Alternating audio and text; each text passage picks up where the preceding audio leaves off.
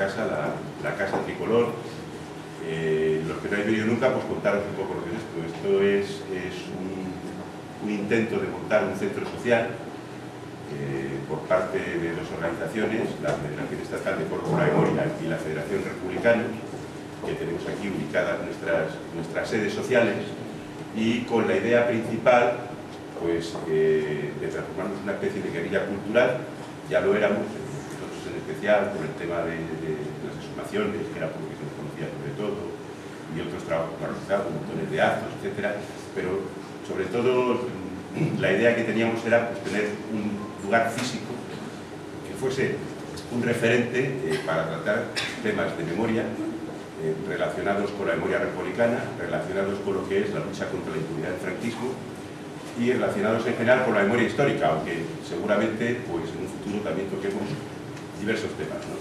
Aquí siempre hemos dicho que queríamos que esto fuera una especie de pequeña barricada anti-FAES para romper un poco, o intentar romper un poco, como están haciendo otros compañeros en diversos lugares, la ideología que se está transmitiendo por parte de la derecha a la sociedad española.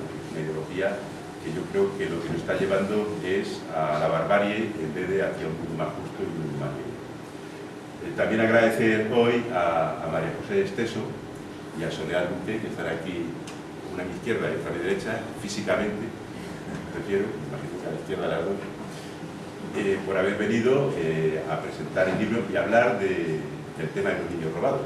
Nosotros como organización memorialista es un tema obviamente que hemos tocado poco. El tema de los niños hemos tocado sobre todo pues, personas ya mayores que eran críos durante la época del franquismo y pues, que se habían visto sometidos a la represión, en el sentido sobre todo de que habían matado a sus padres y ellos pues habían tenido que convivir con los asesinos y con la represión a la que fueron sometidos. El caso es que el debate que se ha habido con esto es muy interesante porque nosotros, como hemos dicho antes, somos una organización que lucha contra la impunidad del franquismo. Hemos pensado siempre que el franquismo no murió con Franco, sino que el franquismo ha tenido continuidad, ya que durante la transición no se juzgó ni se persiguieron todos los crímenes que cometió el franquismo. Lo que tenemos ha sido un régimen, una sociedad que es heredera en muchos aspectos de lo que fue aquello. De hecho, incluso hoy decíamos que esto está trayendo la corrupción. Pues la corrupción, gran parte de ella es porque el régimen franquista era muy corrupto, quedaron impunes todas sus corruptelas y, lógicamente, la gente que lo hace se sienten herederos y se sienten impunes también. Por eso está ocurriendo todo lo que está ocurriendo. Y en el caso de los niños, pues igual, siempre hemos pensado que las redes que se tejieron al final de la guerra, digamos, por cuestiones de tipo ideológico, ¿no? Para tratar de reeducar a esos niños y eliminar el gen rojo ese que decía Vallejo Nájera que tenían los críos, pues empezó directamente por unas razones políticas muy concretas y esas redes se fueron extendiendo a lo largo de los años, protegidas por el régimen franquista, y una vez muerto Franco, como el franquismo continuó, y los que habían estado haciendo todo eso en esas redes se sentían impunes, continuaron haciendo. Por motivos políticos, seguramente también por motivos ideológicos, porque era gente, como me ha dicho antes María José, era gente que tenía una ideología fascista, de derecha, de ultraderecha, ¿no? Pero nosotros entendemos que es un tema que está muy ligado a la impunidad del franquismo, a la memoria, lo que fue ese régimen y lo que es su herencia, que es lo que estamos viviendo ahora. Y yo creo que esto es un aspecto más, cuando hablamos de que la impunidad es lo que está permitiendo hacer todo, un aspecto más de lo que nos ha dejado la impunidad del franquismo. Podemos hablar de muchísimas cosas, ¿no? Respecto a la impunidad, podemos hablar de temas mismamente de la banca, ¿no? O sea, la banca está actuando así porque todo lo que hizo el franquismo ha sido tremendo, ¿no? Hay que tener en cuenta que cuando se dio el golpe de Estado, lo primero que hicieron casi todos los banqueros de este país fue presentarse en Burgos con Franco y ponerse a su servicio. Eso sin contar que muchos banqueros financiaron ese golpe de Estado. Recordamos el caso de Juan March. O sea, Juan March financió con dinero, puso dinero para que el avión llevase a Franco de Canarias hasta el norte de África y ahora mismo pues, existe una fundación Juan March. O sea, puede ser que exista la fundación Juan March en una democracia cuando es un tipo que lo que hizo fue financiar un golpe de Estado contra otra democracia, ¿no? O sea, hay montones de casos de este tipo que reflejan que vivimos en una impunidad absoluta, que por eso tenemos una democracia de muy bajito perfil, de muy bajo perfil. Además está ahora lo poco que tenemos totalmente en peligro. Hay que tener en cuenta que estamos viviendo un golpe de Estado económico, pero ese golpe de Estado económico viene de la mano de un golpe de Estado político también. Es un golpe de Estado político en el sentido de que uno empieza a mirar y dice, hombre, quieren modificar el Código Penal, qué cosas, quieren cambiar la ley de huelga, o sea, están haciendo una serie de cosas y dicen, bueno, como me tengo que cargar el Estado del Bienestar, me tengo que cargar también la democracia, y eso lo estamos viendo, ¿no? Por eso la lucha contra la impunidad es fundamental y conseguir, además, estas cosas que han ocurrido después del franquismo, como este caso de los niños robados, conseguir que se ligue claramente a lo que fue aquello y que gracias a esa impunidad precisamente está ocurriendo todo lo demás también. Yo creo que es uno de los fines o uno de los objetivos fundamentales que tenemos que tener. Yo no me voy a enrollar más, yo creo, no sé quién quiere hablar primero de las dos, la que queráis. Hablas tú del libro y hablas tú luego de los casos más concretos. Pues venga, pues muchas gracias y yo no os aburro más porque lo indicado es que hablen aquí las compañeras, que para eso han venido.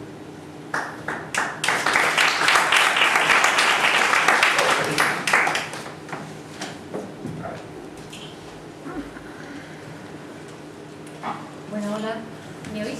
¿Se oye? Hola, pues buenas tardes buenas tardes y gracias por venir. Hoy hay varias convocatorias y bueno, supongo que vuestro interés por este tema os ha movido a venir a la presentación del libro y a hablar sobre el tema de los niños robados. Nosotros, antes de empezar a hablar del tema, quería comentar que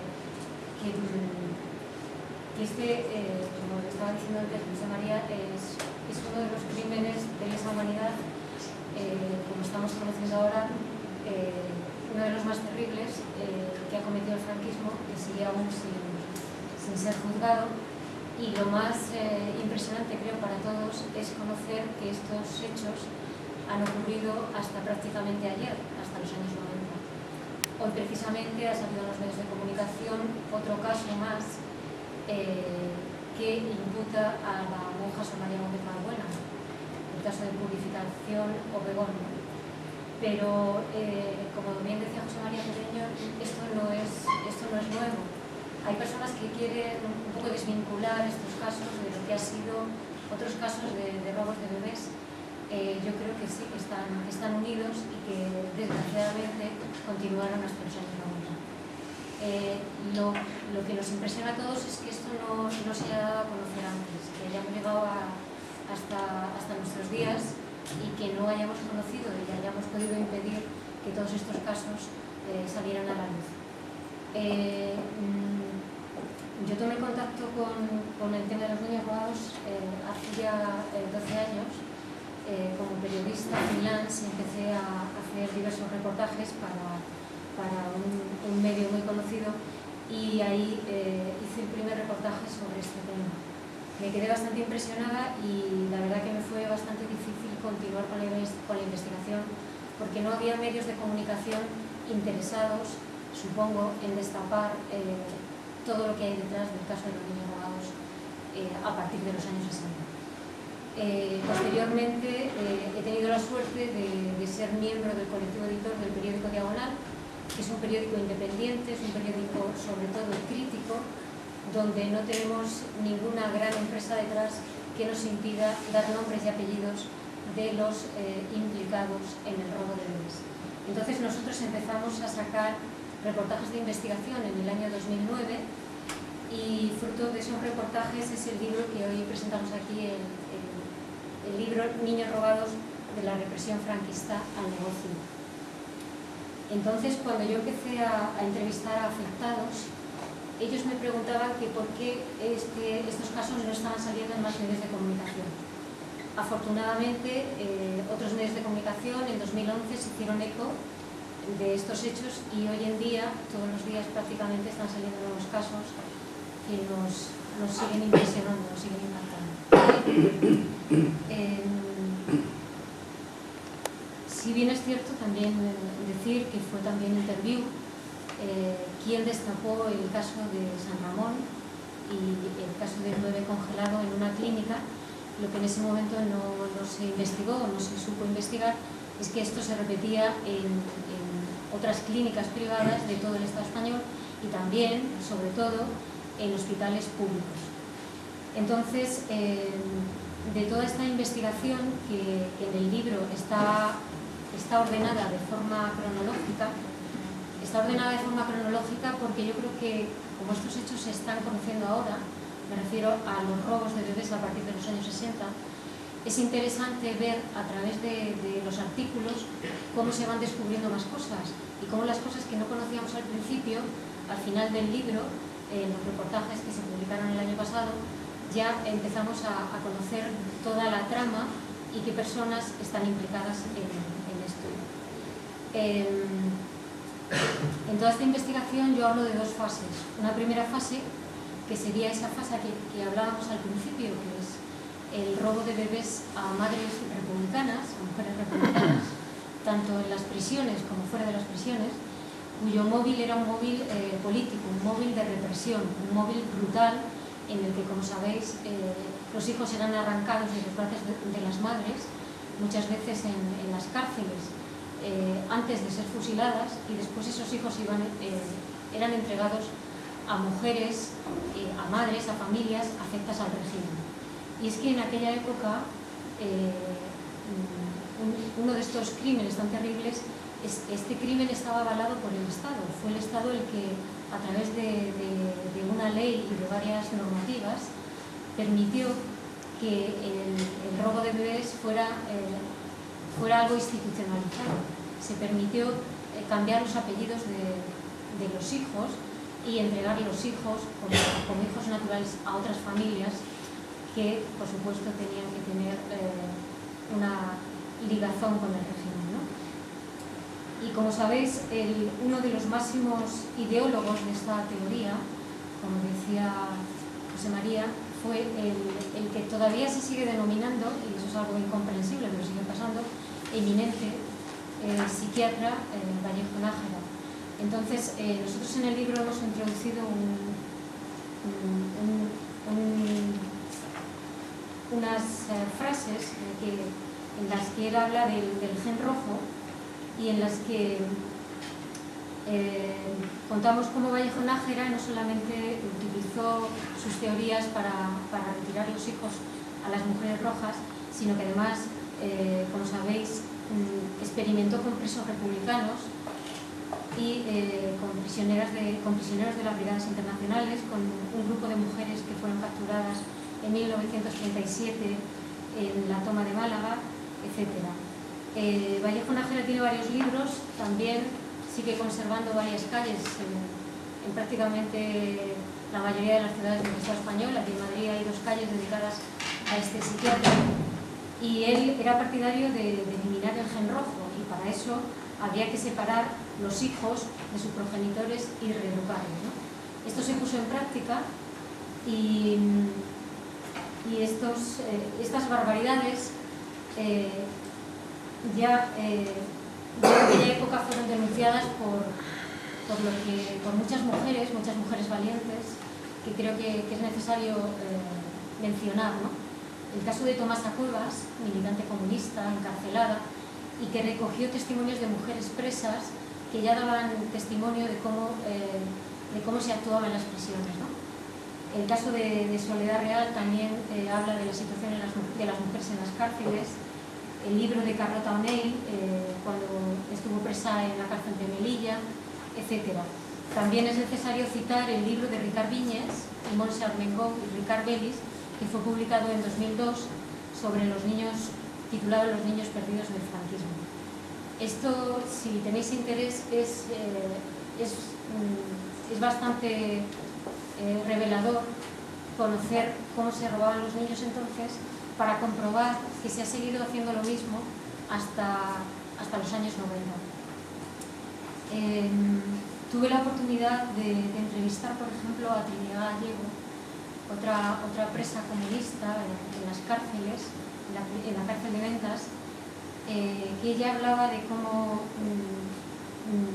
tenían esperanza de que en la cárcel de mujeres lactantes que se abrió, las mujeres iban a ser mejor tratadas, porque ella contaba cómo los niños eran retirados de esas madres a los 3 años o antes, y entonces en un reportaje que publicamos en Diagonal, ella dice textualmente, allí los niños los disfrutaba la Topete, en referencia a la directora de la cárcel, María Topete. Dice, las madres estaban separadas de sus hijos. Si los niños devolvían, ellas no podían cuidarlos. Sarna, piojos, sin apenas comida ni agua, los niños morían. Con 3 años se los llevaban si tenían familia. Pero entonces todas las familias estaban en la prisión y los niños iban a parar a hospicios o no se sabe dónde. Como decía, la ley, una orden de 1941, la de 1940 y 1941, permitió autorizar el cambio de apellidos y muchos niños cambiaron sus apellidos por el de las familias adoptivas. Ahí es cuando se institucionalizó el robo de bebés. El auto del juez Garzón del 18 de noviembre de 2008 ya da fe de este robo de bebés, y en ese auto Garzón recoge el caso de Emilia Girón. A mí me gusta siempre leerlo porque el testimonio de Emilia Girón que prestó al juez y que ocurrió en la cárcel de Salamanca en 1942, el testimonio de Emilia Girón podría ser el testimonio de cualquier mujer que después, estamos conociendo, el hijo fue robado en las maternidades. Ella dice así: lo llevaron a bautizar y no me lo devolvieron.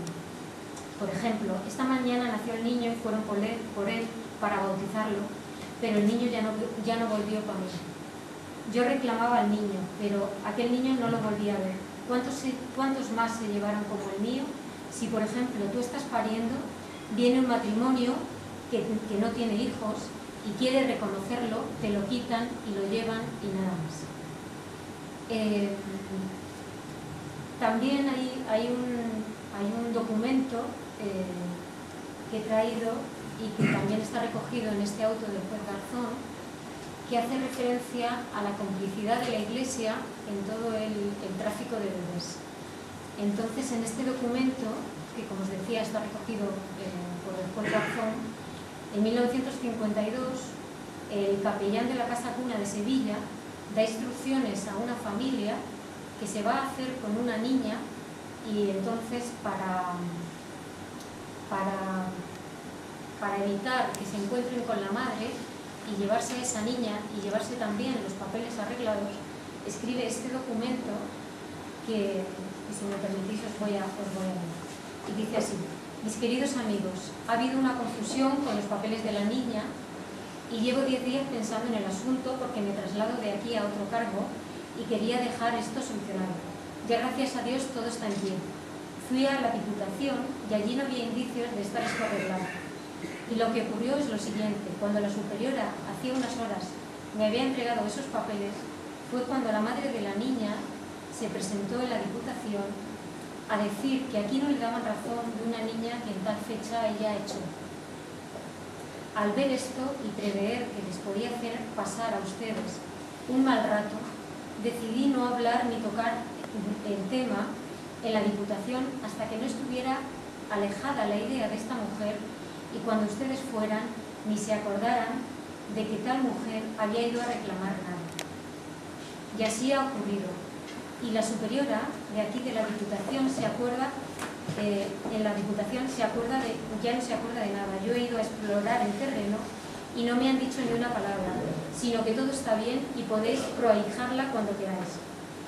El hecho de prohijarla ya está mencionando aquí la falsificación de los documentos. De hecho, en este documento aparece recogido a qué notario, la dirección del notario, e incluso le dice que puede registrar a la niña, esta niña recién nacida, con sus apellidos reales, e incluso les dice que pueden ir al obispado y pedir un cambio de la nota que se registra en el arzobispado con el registro de la niña.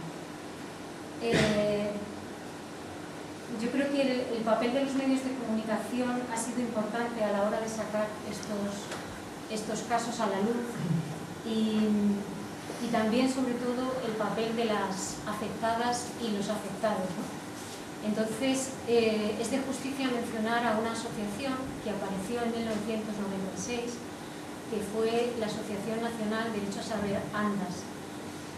Yo creo que fueron un poco unas especie de abuelas o madres de Plaza de Mayo que se toparon con todos los impedimentos posibles y no tuvieron la repercusión mediática que ahora están teniendo estos hechos en todos los medios de comunicación. En el libro se recoge también el caso de estas mujeres, ¿no? El caso de Maricruz Martínez, presidenta de la asociación, el caso de Virtudes Fernández, tesorera de la asociación, y ellas formaron esta asociación y llegaron a tener 5.000 afectados, 5.000 socios afectados en todo el Estado español.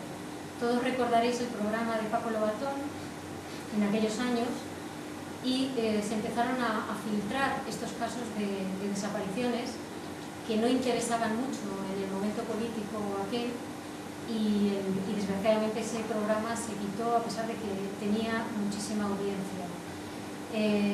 Maricruz Martínez, en uno de los textos que yo he publicado, me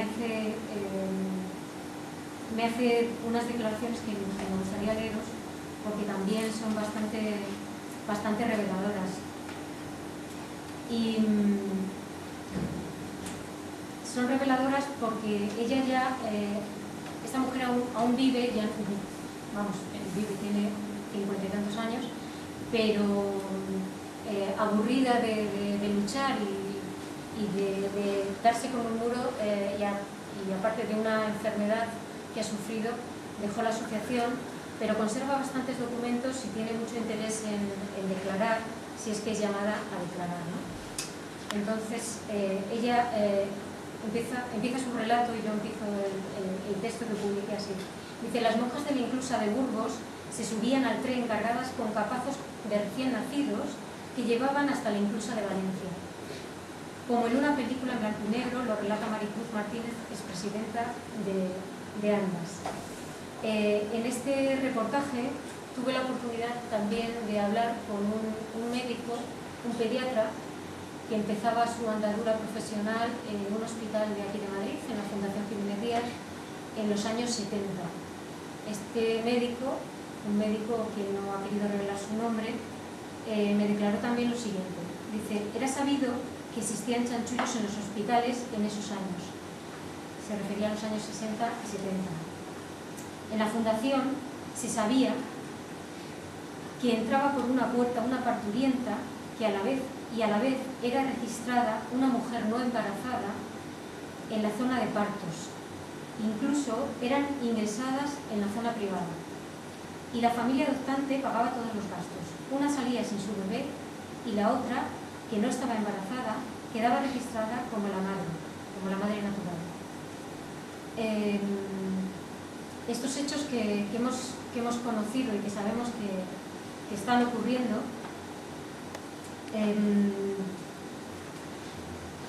fueron posibles también, como os decía antes, gracias a las primeras denuncias que empezaron a hacerse públicas en 2009.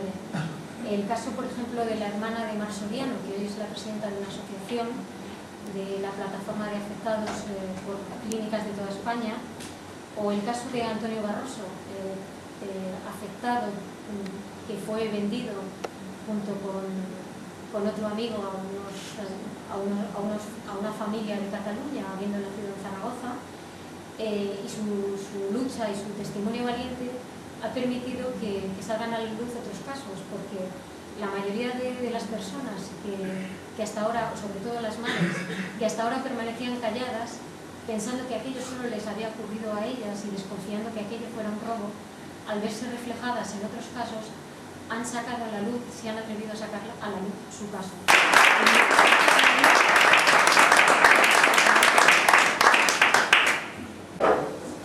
Han antes de nada quería agradecer a María José en exceso su invitación para venir a la presentación de su libro, pero no solamente por esta invitación. Yo quiero agradecerle un poquito más, ¿no? Quiero agradecerle también su trabajo, la labor que has hecho, porque hacer un trabajo de este tipo, con esta seriedad y objetividad, acostumbrados como estamos al sensacionalismo de los medios de comunicación, pues la verdad es que es de agradecer, porque trabajos así lo que hacen es difundir unos casos, unas historias que a todas las víctimas nos conviene que se sepan, y también hace que la sociedad conozca esto, y se conciencie de que estas cosas ocurrieron y han ocurrido hasta hace muy poquito. Y también es importante por otro motivo, y es que hace que algunas personas, cuando lean estos casos o cuando ven estos casos, también se identifiquen con ellos, se sientan de alguna manera representados y puedan incluso cuestionarse si ellos mismos, porque coincidan en algún punto de su historia, que ellos mismos también pueden ser posibles víctimas. Eso de alguna forma nos pasó a nosotros. Nosotros somos una familia muy numerosa, somos 9 hermanos, 4 de ellos están aquí. En realidad somos 10, porque el 10º es mi mellizo y es el que estamos buscando. Os voy a contar un poquito mi caso para que conozcáis por qué estamos metidos en esto. Cuando nosotros nacemos, el 25 de enero de 1965, en la clínica de O'Donnell, pues al ser un parto gemelar, Francisco nace con un poquito menos de peso, eso es lo que nos dicen, y lo llevan a la incubadora. Allí está 25 días, y durante ese tiempo, pues mis padres y mi hermano mayor, al ser tantos, pues tenemos mucha diferencia de edad, y mi hermano mayor pues ya era un hombre adulto y ya acompañaba también a mis padres en las visitas. Todos los días iban a verlo, el niño pues se mejoraba, iba recuperando peso, se estaba ya comiendo bien, y ya pues cerca de los 20 y tantos días le dicen a mi madre que dentro de muy poco se lo podría llevar a casa. En una de las siguientes visitas a mi padre le dicen que el bebé ha fallecido. Es decir, de un día para otro, un niño que se estaba recuperando muere. Mi padre quiere ver el cadáver, insiste en ello, por supuesto no se lo permiten, con la excusa de que estaba en el depósito. Pero le comunican que si vuelve al día siguiente, bueno, pues el niño ya estará preparado para que se lo puedan llevar, porque al tener nosotros un seguro de enterramiento, pues la familia quería hacerse cargo de ello. Bueno, pues ya os podéis imaginar, ¿no?, la vuelta a casa y el decirle y comunicarle eso a mi madre y a toda la familia. Bueno, al día siguiente mi padre vuelve a recoger el cadáver y no hay cadáver porque le dicen que ha sido incinerado el bebé. Tampoco le dan explicaciones de por qué han hecho eso sin el permiso de la familia, sin haberlo comunicado antes. Solicitan las cenizas, claro, porque si no hay un cuerpecito, por lo menos que haya unas cenizas para ser enterradas. Y tampoco aparecen las cenizas. Es decir, que mi hermano es un niño desaparecido, porque ni hay cuerpo, ni hay cenizas, ni hay nada de nada nunca. Vieron a mi hermano muerto. Mi hermano y mi padre y mi madre, claro, protestaron en aquel momento. Y lo único que consiguieron fueron amenazas por parte del médico y, bueno, y que le dijeran que sería mejor que se marcharan porque no iban a conseguir nada más que tener problemas, ¿no?, si mantenían su actitud. Claro, en aquel momento, pues mis padres, igual que la inmensa mayoría de las familias, no pensaron que se les estaba robando un bebé, un hijo, porque realmente no cabe en la cabeza que te estén robando un hijo en una clínica, en un hospital, ¿no?, cuando has estado atendido pues, por un médico, por una religiosa. Estamos hablando del año 1965, o sea que también hay que situarse en la época. Lo que pensaron es que, bueno, pues que habían actuado mal, habían actuado sin permiso de la familia y se habían quedado sin poder despedirse de su hijo. con los años, bueno, la muerte de Francisco esto se incorporó a nuestra vida cotidiana, pero mientras que mis padres, al estar fallecidos, no podemos tener constancia de ello, pero no parecía que ellos dudaran de la muerte, sí parecía que había ocurrido algo extraño, no tenemos unas noticias directas de lo que pudieran pensar realmente mis padres sobre eso. Pero mis hermanos mayores que están aquí sí pensaron siempre que algo había ocurrido, algo muy extraño, ¿no? Porque no era normal no haber visto el cadáver de un bebé que supuestamente había ido mejorando día tras día, ¿no? en la incubadora. Cuando empieza, por eso digo que es importante todos estos casos, ¿no? que se puedan conocer a partir de libros o de noticias, cuando empiezan a surgir ya como una avalancha en el 2010, aunque sabemos que luego aparecieron antes los casos, pero fue en el 2010 yo creo cuando esto despertó en los medios de comunicación. Mis hermanos inmediatamente y se identificaron con todos los casos que estaban saliendo. Yo no tanto. ¿Por qué? Bueno, porque yo era la melliza. Yo ya había llegado al mundo con un hermano separado, es decir, ya me habían separado de él, con lo cual toda mi infancia y toda mi vida, pues sí es cierto que bueno, yo he tenido siempre a Francisco muy presente, pero como un hermano ausente, un hermano fallecido, mientras que el resto de mis hermanos nunca lo tomaron así, ¿no? Que siempre pensaron que podía estar vivo o que algo raro, tampoco sabían con certeza qué podía haber sucedido. Cuando empezamos a escuchar todos estos casos, pues todos coincidieron en que nos tendríamos que poner a buscar porque era casi calcado el patrón, ¿no? Un niño que está supuestamente sano, pero que se lo llevan a la incubadora y que muere de un día para otro y que nunca se ve el cadáver y que nunca se le puede enterrar. Bueno, a partir de ahí nosotros empezamos a buscar información, a buscar papeles y nos encontramos con muchas sorpresas. Una de ellas, pues que las fechas no coincidían, había un baile de fechas bastante demencial, porque había diferentes fechas de muerte. En un papel ponía que el 19 de febrero, en otros el 21, después en el enterramiento parece ser que el 27 de febrero, el enterramiento, lo he dicho bien. ¿Qué se enterró? ¿El qué se enterró? Si ni siquiera había un cadáver, si ni siquiera había unas cenizas. Sin embargo, había un certificado de enterramiento, de fallecimiento, donde ponía que se le enterraba en el cementerio de la Almudena.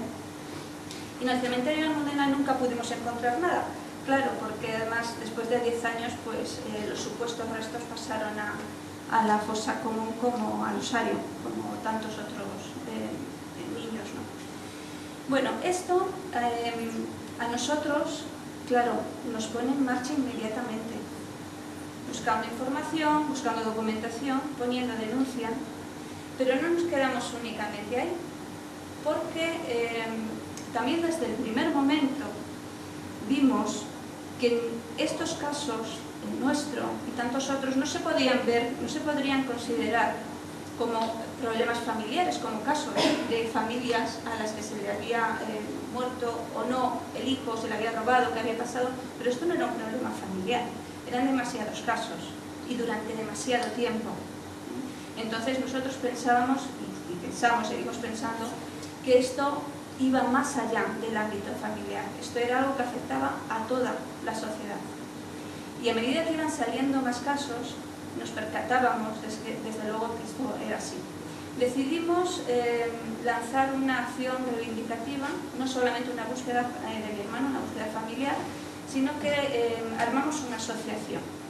Constituimos una asociación familiar, eso sí, pero con el objetivo de buscar a mi hermano y con el objetivo de arrastrar con nosotros a todas aquellas personas que también estaban buscando a sus niños. Y por supuesto con un claro objetivo de reivindicación social y de lucha en cualquier ámbito para poder conseguir saber la verdad y para conseguir justicia. La reparación ya sabemos que poca va a ser, porque siempre digo lo mismo y es verdad. Yo creo que a una madre que no ha visto crecer a su hijo, a unos hermanos que no han compartido la infancia con su hermano, pues es casi imposible, ¿no?, conseguir que se produzca una reparación, pero bueno, por lo menos la verdad y la justicia, nosotros estamos totalmente decididos a lograrlo. Debido a la gran cantidad de casos que se produjeron, ya nos habló María José en su libro de las 2 etapas, ¿no? Y bueno, que ahora mismo una idea de que quizá además de 2 puede haber 3 etapas, pero bueno, eso es otra forma de ver el tema. Teniendo en cuenta las 2 etapas de las que nos habla María José, son una cantidad de casos realmente espeluznantes, porque es verdad que en el auto de Garzón del 18 de noviembre se está hablando de 30.000 casos, pero creo que llega hasta el año 52, 53, ¿no?, me parece, la investigación. Sin embargo, para nosotros, en esta segunda etapa, se está hablando de 300.000 casos. Esos 300.000 casos son aparte de los 30.000 casos de los niños de Garzón, como ahora se les llama. Es decir, que son demasiados casos, demasiados niños. Y como digo, nosotros fuimos conscientes desde el primer momento de que esto no era un problema familiar y que tampoco se podía sacar fuera ni descontextualizar de una situación político, social e histórica, por todos los motivos que ha dado María José y que también nos ha hablado José María. Yo creo que aquí, en este ámbito, no es necesario explicar por qué nosotros sí nos consideramos relacionados con la memoria histórica y por qué para nosotros estos delitos sí son crímenes del franquismo, son crímenes producto de la dictadura. Digo que no creo que sea necesario por el sitio donde estamos realmente y por el público que creo que está aquí. Lo que yo creo que es realmente sorprendente es que todavía haya colectivos que piensen que no lo somos, que esto simplemente es un delito económico. Eso es lo realmente sorprendente, ¿no?, viendo todo lo que hemos vivido, de dónde venimos y lo que ha sido trasladado durante décadas, desde los años 40 hasta ahora mismo. Sin embargo, a pesar de que nosotros pensamos así, bueno, hay que reconocer una realidad, y es que la postura nuestra es minoritaria. Esa es la realidad. Dentro del colectivo de niños robados, de víctimas por el robo de niños. ¿Por qué? Bueno, como decía María José, hay muchísimas asociaciones en España, hay 25 asociaciones. De esas 25, 22 forman la coordinadora X24, que es una agrupación que se formó el 16 de junio del 2012 para crear una base común de acción frente al gobierno, sobre todo en las reuniones con el gobierno. Y de esas 22 asociaciones que forman la coordinadora X24, que por cierto se constituyó como federación estatal el pasado 16 de diciembre, de esas 22 asociaciones, únicamente 10 estamos participando en la querella argentina. Eso dice mucho, ¿de acuerdo? Cuando digo únicamente 10 no es que me parezcan pocas. Lo que quiero decir es que hay 12 de la federación que no están participando en la querella argentina porque consideran que estos delitos no son crímenes, no están relacionados con el franquismo, no son crímenes del franquismo. ¿De acuerdo? Entonces, bueno, eso es una realidad que está ahí y que hay que tener en cuenta y que por supuesto hay que respetar, porque de todas las asociaciones que nosotros formamos parte de la coordinadora X24 y todas las asociaciones están luchando por objetivos comunes, todos luchamos por la búsqueda, luchamos por la verdad y luchamos por la justicia. Lo que está claro también es que desde posiciones ideológicas diferentes. Podemos entenderlo o no, pero bueno, esta es la realidad y que hay que respetarlo.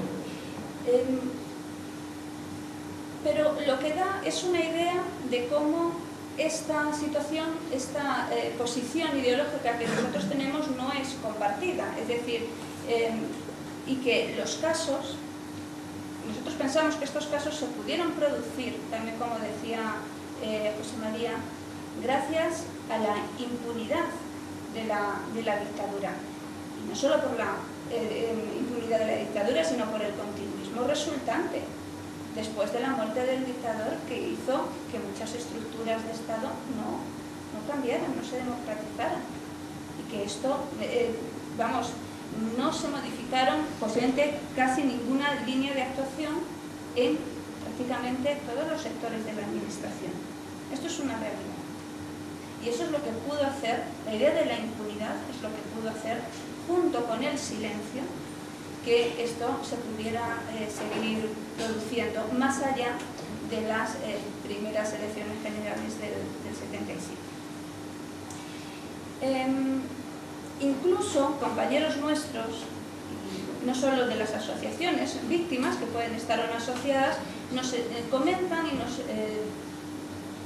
un poco nos acusan de que tengamos esta posición y nos dicen que incluso es arriesgado y peligroso y nos perjudica decir que somos víctimas de los crímenes del franquismo, que somos víctimas de la dictadura, que estos delitos son crímenes de una época o de un continuismo, como queramos llamarlo. Nadie sabe decirme por qué nos perjudica, ya más que nos ha perjudicado, porque realmente lo somos. No sé en qué más nos puede perjudicar, pero sí demuestra, esto es significativo, de cómo cuando alguien piensa que es mejor no pronunciarse, no decir algo porque te va a perjudicar, es porque realmente hay algo dañino ahí, es porque realmente existe todavía algo que no está cerrado. Eso es, muy significativo, porque si realmente estuviéramos tan lejos de la dictadura, de los efectos de la dictadura, nadie se plantearía que mencionar el franquismo pudiera perjudicarnos. Si alguien se plantea eso es porque realmente nos puede perjudicar. Y eso es lo que da la sensación de cómo es absolutamente inmensa y larga la sombra de esa época que todavía llega hasta aquí. Es bastante impresionante ver cómo no solamente algunas víctimas y colectivos, sino que los medios de comunicación intentan hacer una separación clara, clarísima, entre los casos que sí se definen como crímenes de la dictadura y esta otra etapa, segunda etapa, que podría mucha gente relacionarla con, y de hecho lo hace, con un delito exclusivamente económico. Y además también esta diferencia se intenta hacer desde otros ámbitos estatales relacionados con este tema de los niños robados. Yo voy a poner algunos ejemplos.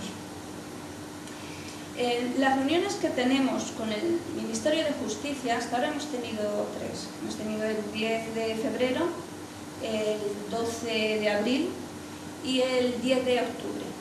En el 10 de octubre, en esa reunión es cuando realmente pudimos conseguir, pudimos conseguir por ser muy optimista, porque en realidad fue el Ministerio el que ya propuso las medidas que iban a tomar. Estas medidas tienen que ver, que posiblemente todos ya las conozcáis, tienen que ver con la creación de una oficina de información y documentación, tiene que ver con la idea de hacer un banco de ADN estatal. Realmente el banco de ADN está, la idea es recoger las muestras, digo que está porque es el Instituto Toxicológico, Nacional de Toxicología y Ciencias Forenses, pero la idea es tomar las huellas genéticas de los laboratorios privados y trasladarlas al Instituto Nacional de Toxicología. Una vez que estas huellas estén allí, se hace un proceso de homologación y verificación. Si hay algún posible coincidencia, alguna posible coincidencia, serían análisis más intensos y más profundos, y esos sí son los que tendría que pagar el afectado, ¿no? La víctima. Eso estaría por un lado, y luego por otro lado, la Oficina de Información y Documentación, donde la víctima puede ir, atención, porque esto es importante, el dato, particularmente de forma individual, a poner encima de la mesa la documentación que tenga y reclamar la que le falte. Y entonces en esa oficina se encargarían con una especie de ventanilla única de localizar la documentación que falta. Esto se puede analizar de diferentes maneras. Podemos decir, bueno, pues es un paso importante, no negamos que lo sea. Lo que ocurre es que nos gustaría que las asociaciones participaran al máximo de todo este proceso, pero no está siendo así.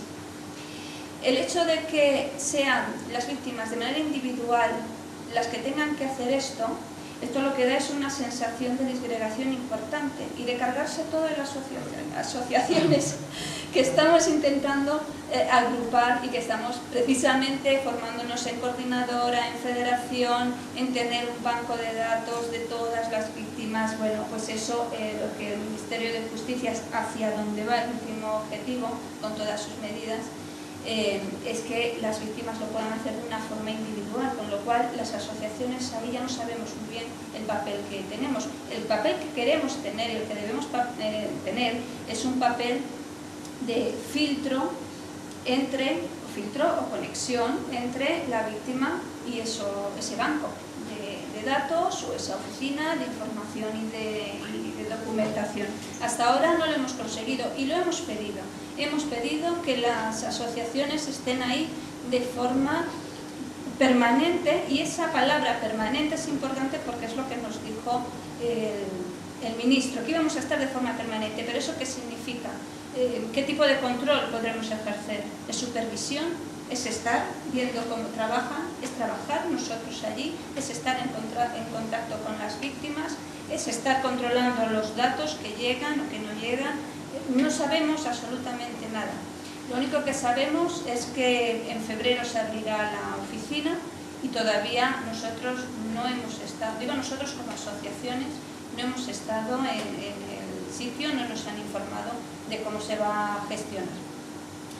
También nos enteramos que ayer se hizo una presentación de la guía de sumaciones que ha preparado el Ministerio de Justicia para las sumaciones que se tengan que hacer en el caso de los robados. Bueno, pues eso lo conocerá la prensa, porque las asociaciones no han tenido absolutamente ningún tipo de información, ni noticia, sí, la de la prensa, pero por parte del Ministerio de Justicia nadie nos ha informado sobre esto. Entonces, bueno, lo que quiero decir es que esto es un ejemplo de cómo se pretende disgregar, cómo se pretende no dar una sensación de colectivo enorme y de casos que han ido a través del tiempo sucediendo, sino lo que quieren es ver todo esto como casos aislados, como víctimas que individualmente van a buscar a sus familiares, pero no como un colectivo que ha sido realmente dañado por una situación, ya digo, pues, histórica y política también. Otro de los aspectos que nosotros observamos como que nos quieren separar de alguna forma de determinada época, de determinada circunstancia, es cómo los medios de comunicación están dando una importancia extrema a la imputación de Sor María Gómez Balbuena, que es estupendo, que sea una religiosa imputada, porque además, bueno, si está imputada es porque algo se ha visto que esta mujer estuviera haciendo y que haya hecho. Y además nosotros conocemos personalmente el caso de María Luisa Torres, el de Purificación de Tegón, y sabemos que efectivamente esta mujer, vamos, no es que esté imputada, es que, bueno, es impresionante la actuación que tuvo. Pero no es la única persona que hizo este tipo de cosas, ¿de acuerdo? Posiblemente, claro, puede haber una Sor María en cada hospital, pero ni siquiera eso daría la idea de lo que nos ha contado María José, que cuenta muy bien en su libro, esa idea de trama, esa idea de redes. Una única persona, sea religiosa, sea lo que sea, no se puede encargar de todo eso. Durante tanto tiempo, que es a lo que voy siempre voy al mismo punto, estos son demasiados años, son décadas. Demasiado tiempo en todo el territorio español, demasiados casos de niños como para que de esto se ocupe una única persona o una única persona en cada hospital. Porque estamos hablando de personal sanitario, estamos hablando de funcionario de registro, estamos hablando de cementerios, Estamos hablando de la Iglesia, estamos hablando de demasiados sectores de la administración, privados, que están implicados. Y luego ya lo más cristalino para realmente concluir por qué están intentando hacer una idea que para nosotros no es la que subyace en todo este tema, por qué están intentando separarnos de la memoria, por qué nos están considerando casos que nada tienen que ver con la dictadura ni con lo que vino después con este consumismo, es la última circular del fiscal general del Estado. Y aquí yo quiero empezar diciendo que es una circular muy positiva. No podemos negar que ha significado un avance extraordinario con respecto a lo que había anteriormente, porque bueno, ahora los delitos de robo de niños se consideran delito de detención ilegal con carácter permanente. Eso no significa que no prescriba, que es lo que está saliendo también en los medios de comunicación. Estos delitos ya no prescriben, sí prescriben, lo que pasa es que el plazo es muy favorecedor para nosotros, y es que empieza a prescribir en el momento que el niño aparece. Hay 10 años después para investigar o para realizar alguna acción legal. Entonces realmente, en relación a lo que había antes, pues es muy ventajoso, es verdad. Pero bueno, tampoco podemos perder la pista de que días antes, esta circular sale el 26 de diciembre pasado.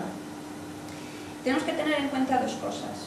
Primero, que el hecho de que esto se produzca en Fiscalía y que sea una instrucción de obligado cumplimiento, estamos viendo ahora que fiscales provinciales se están negando a reabrir casos después de esta circular, incluso de realizar exhumaciones, que ahora ya con esta circular pueden realizar exhumaciones sin necesidad de una orden judicial. Bueno, no lo van a hacer, es decir, que de alguna manera se están subordinando al jefe. Pero también es que esto nada tiene que ver con las audiencias provinciales, es decir, una cosa es lo que los fiscales proponen y otra cosa es lo que los jueces disponen. Es decir, que hay fiscalías como la de Madrid que sí son favorables a esto, pero hay otras fiscalías como la de Huelva, Cádiz, León, hace 2 semanas ya se pronunció, donde bueno, claramente dicen que todos los casos que lleguen a las audiencias se van a cerrar porque los consideran casos prescritos. Entonces, bueno, eso por un lado, pero aún así sigo diciendo, es positivo el avance. Lo único que es curioso, cuando días antes de que saliera esta circular, Torres Dulce comunica en prensa que están a punto de sacar una circular estupenda, pero donde se va a dejar clarísimo, y además estas son palabras que salen en la prensa entrecomilladas, que estos casos nada tienen que ver con el franquismo. Absolutamente nada. Esto está en prensa, días antes de la circular, y lo quería dejar claro el fiscal general del Estado. ¿Por qué motivo? Pues por motivos realmente poco delirantes, porque claro, lo que dice, con todos mis respetos al fiscal general del Estado, es que no son crímenes, no se consideran crímenes del franquismo porque no siguen un patrón general, porque no era una práctica social, pero no era una práctica extendida en el tiempo, y se consideran delitos que se producen cada uno, bueno, en su estilo, a su manera, no tienen mucho en común. Es decir, ¿cómo que no siguen un patrón general? Si nos estamos reconociendo en los casos que están saliendo en la televisión, ¿cómo no siguen un patrón general cuando estamos viendo que hay en libros estupendos como este casos de diferentes épocas, de diferentes etapas, que siguen el mismo patrón? De hecho hay uno en el libro de María José del Hospital de la Paz del año 1976, no da el nombre, me parece que era la sigla de María José, si no me equivoco, AOC. Sí, AOC. Bueno, que creo que habla de, si no recuerdo mal, una cosa muy similar a la nuestra. Lo que pasa es que nuestro niño supuestamente, bueno, vivió más en la incubadora hasta que tuvo, de repente, le sobrevino el fallecimiento, ¿no?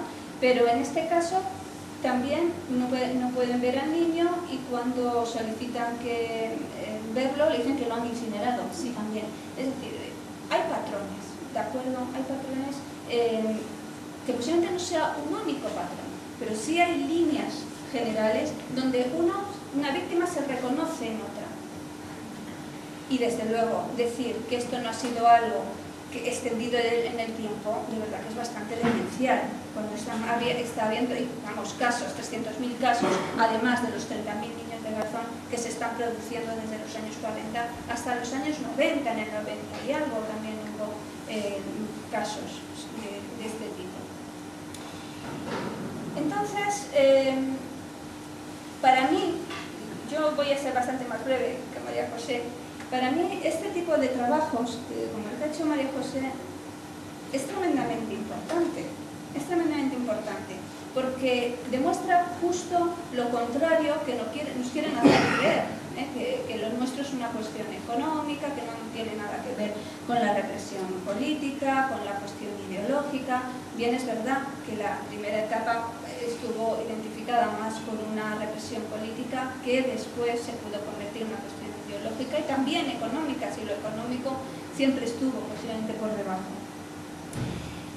Pero digo, el trabajo de María José demuestra justo lo contrario, demuestra que hay casos que siguen un mismo patrón, que hay casos que se desarrollan a lo largo del tiempo y por todo el territorio nacional y que tienen un hilo conductor clarísimo que se llama impunidad, y que estuvo en los años 40, 50, 60, 70, 80 y posiblemente 90, en diferente grado y de diferente forma, pero el hilo conductor es la impunidad. Yo por eso voy a terminar exactamente con las mismas palabras que empezaba, y es dándote las gracias. Dándote las gracias porque nosotros de verdad consideramos que es un trabajo estupendo, que demuestra este hilo conductor que existía y que creo que es una impunidad con la que estamos convencidos contra la que hay que actuar, y pensamos que debería ser el propio Estado el que actuara, porque para nosotros esto es un problema no familiar, es un problema de Estado, y que desde luego esperamos que en un futuro podamos conseguir mucha más verdad y mucha más justicia de la que estamos teniendo